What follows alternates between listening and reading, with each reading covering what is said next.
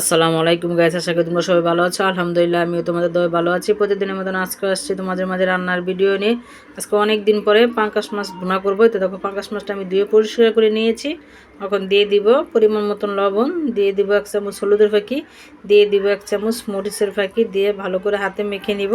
তো দেখো হাতে মেখে নিয়েছি। ফ্রাই প্যান বসিয়ে দিয়েছি, তেল দিয়ে দিয়েছি। এখন তেল গরম হয়ে গেছে, আমি মাছগুলো একটা একটা করে দিয়ে দিব।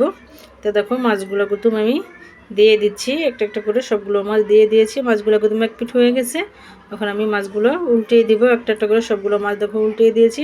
মাছগুলো ভাজা হয়েছে, নামিয়ে দিয়েছি। এখন কড়াই বসিয়ে দিয়েছি, পেঁয়াজ কুচি, তারপরে তোমার তেল দিয়ে দিচ্ছি, কাঁচামরিচ কুচি দিয়ে দিচ্ছি। পেঁয়াজটাকে ভালো করে ভেজে নিয়েছি, অল্প করে পানি দিয়ে দিয়েছি। 1 চামচ হলুদের ফাঁকি, 1 চামচ মরিচের ফাঁকি, পরিমাণ মতন লবণ, পরিমাণ মতন আদা রসুনের পেস্ট দিয়ে ভালো করে নেড়ে চেড়ে দিচ্ছি।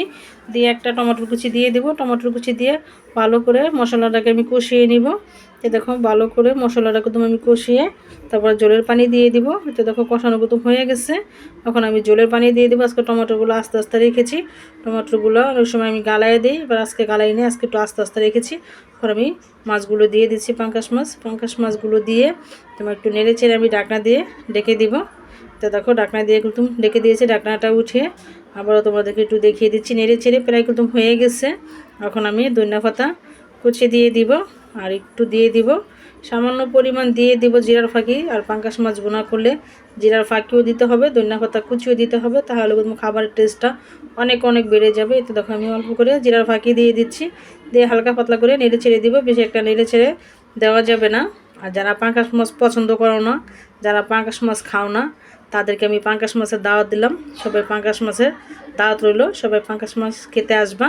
বুঝতে পারছো? যারা যারা খাও না তাদেরকে কিন্তু আমি পাঙ্কাশ মাছের দাওয়াত দিলাম, আর যারা খাও তাদেরকে আমি দাওয়াত দিলাম না, ঠিক আছে? এই তো দেখো আমার পাঙ্কাশ মাছটা তোমরা রান্না হয়ে গেছে। যদি রান্নার রেসিপি তোমাদের ভালো লাগে, লাইক কমেন্ট শেয়ার করো। আল্লাহ হাফেজ।